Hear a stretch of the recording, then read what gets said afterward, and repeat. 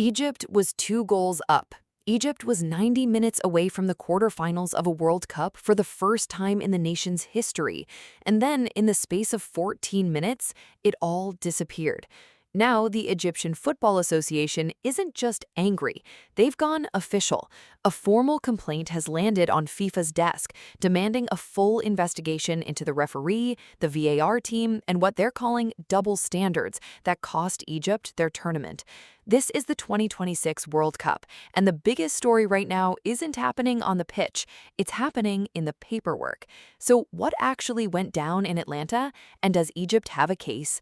Let's get into it. If you're new here, we cover every twist of this World Cup as it happens, so go ahead and subscribe before we dive in, because this story is only getting started. Here's the setup. Egypt walked into their round of 16 match against Argentina as clear underdogs. Lionel Messi, the reigning champions, the tournament favorites. Nobody outside Cairo gave the Pharaohs much of a chance. For most of the night, Egypt made a mockery of that prediction. They led 2-0. Mostafa Zico was the story, driving at the Argentine defense again and again, with Mohamed Salah pulling the strings behind him in what many assumed would be his final World Cup appearance at 35 years old. But it's what happened before that scoreline that's now at the center of the storm. Zico actually had the ball in the net earlier in the match to put Egypt 1-0 up. The goal was ruled out. VAR stepped in, pointed to a foul on Argentina's Lisandro Martinez several phases before the shot, and the referee, Frenchman Francois Letexier, chalked it off. Egypt shrugged it off and scored anyway, 2-0, job seemingly done. Then Argentina remembered who they were. Cristian Romero pulled one back, Messi leveled it soon after, his 8th goal of the tournament, and in stoppage time, Enzo Fernandez completed the comeback to make it 3-2. Here's where things get interesting, though. In the build-up to that winning goal, Egypt believed Salah was fouled inside the Argentina box by Alexis McAllister. No penalty was given, no VAR review was triggered. The whistle never came, and 40 seconds later, Argentina had the ball in the net at the other end. That's the sequence the Egyptian Federation is now demanding FIFA answer for. Egyptian Football Association President Hani Abu Rida didn't wait long to make it official. He filed a complaint with FIFA, formally requesting an investigation into Letexier and his entire officiating crew, including the video assistant referees. The Federation's language was blunt, accusing the team of serious errors and inconsistent standards that they say directly caused Egypt's elimination. And it doesn't stop at an apology or a statement. Abu Rida is asking FIFA to pull Letexier and his full team from the rest of the tournament if the investigation backs up what Egypt is alleging. Would you think it's fair? Would this affect how much you trust the officiating for the rest of this World Cup? Let us know what you think as we keep going, and hit that subscribe button if you want to see how this plays out. Now, let's talk about why this particular complaint is landing so hard. It's not just one bad call. It's the contrast between two nearly identical situations decided two completely different ways. Egypt's disallowed goal came from a VAR review that reached back through several passes to find a foul in the buildup. That's a technically defensible use of the tool. The laws of the game do allow for that kind of reach-back review under certain conditions. But the Salah incident right before Argentina's winner never even got that level of scrutiny. No stoppage, no review, no second look.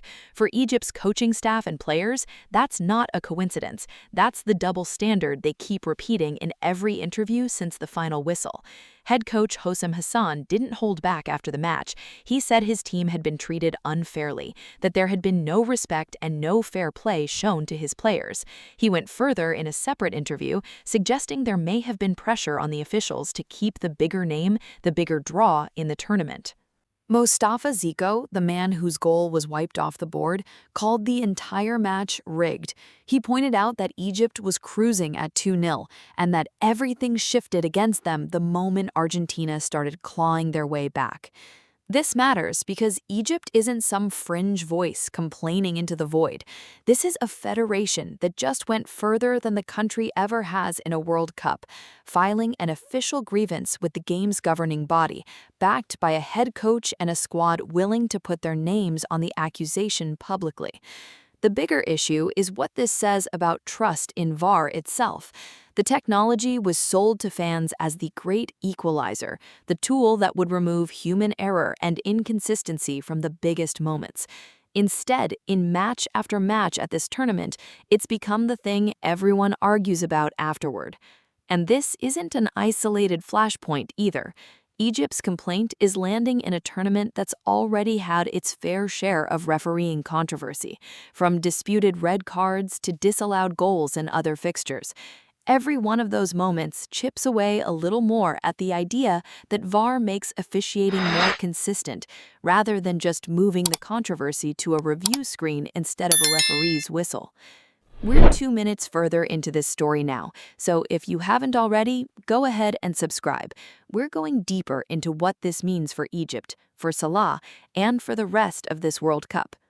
Let's make this human for a second, because behind every VAR graphic and every complaint letter, there are people who just watched their World Cup end in the cruelest way possible. Mohamed Salah is 35. Realistically, this was his last shot at a World Cup, and by nearly every account from people inside that stadium, he played his heart out. The foul Egypt believes he suffered in the build-up to Argentina's winner would have been the final act of his international career, going the other way entirely, a penalty chance instead of a devastating exit. Then there's goalkeeper Mostafa Choubert, who had an outstanding tournament by any measure, saving 2 penalties outside of shootouts, a feat only a handful of players in World Cup history have ever managed. His performance is almost getting lost in the noise around the referee, and that's a shame because it deserves its own spotlight. For the players in that locker room, there's no amount of statistics or technical VAR explanations that softens the blow of leading 2-0 with under 15 minutes to go and walking away with nothing. Zigo's celebration when his disallowed goal went in, shirt off, arms out, has now become one of the most bittersweet images of the tournament. And it's not just the players. Egyptian fans traveled across an ocean for this. They filled Atlantis Stadium in green and white, believing they were about to witness history, a first-ever World Cup quarter-final for their country. Instead, they left arguing about a graphic on a broadcast screen, showing a marginal contact point that most of them never even saw live. That's the real cost of moments like this. It's not just a result on a table. It's a country's collective heartbreak getting tangled up in a debate about camera angles and review protocols instead of being remembered for the football itself. So where does this go from here? FIFA has stayed quiet so far on whether they'll formally investigate Egypt's complaint. That silence is its own kind of statement, and it's not going to satisfy anyone in Cairo. Best case for Egypt, FIFA opens a genuine review, acknowledges inconsistency in how the VAR protocol was applied between the 2 incidents, and uses it to tighten up the standard for the rest of the tournament. That outcome wouldn't reverse the result. Nothing can do that now, but it would at least validate what Egypt's players and coaching staff have been saying since the final whistle. Worst case, and honestly the more likely one based on how these situations have played out before, FIFA reviews the complaint internally, finds the officiating within acceptable margins of judgment, and the story fades without any real accountability. That's happened before with contentious calls at past tournaments, and federations rarely get the outcome they're hoping for once the trophy race moves on to the next round. There's also a credibility question hanging over all of this that goes beyond just Egypt. Every time a controversial call favors a bigger name or a bigger market, it feeds a narrative that the sport's biggest stage isn't as neutral as it claims to be. Whether or not that's true in this specific case, perception matters, and right now the perception among a lot of neutral fans is that something about this call needs a real explanation. Which country do you think benefits most if FIFA tightens up VAR reviews before the quarterfinals? Drop your prediction, and if you want to see how FIFA actually responds to this complaint, subscribe now so you don't miss the follow-up. So here's where things stand. Egypt led 2-0, had a legitimate-looking goal wiped off the board, watched a potential penalty for Salah go unreviewed in the dying minutes, and walked out of the World Cup 3-2. Their federation didn't just complain to the cameras, they took it to FIFA directly, demanding an investigation into Francois Letexier and his entire officiating team, with a request that they be pulled from the rest of the tournament if the findings back up what Egypt is alleging.